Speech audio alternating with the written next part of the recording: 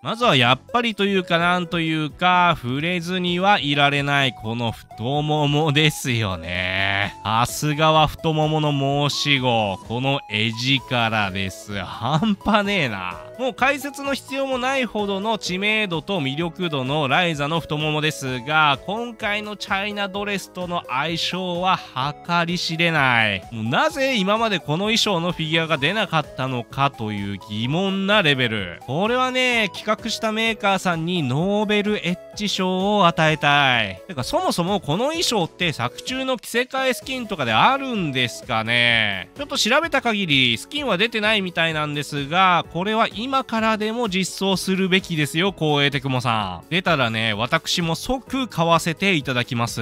太もも部分はね、また後で足パートでもより詳しく見ていくことにしましょう。それから横からの見どころその2が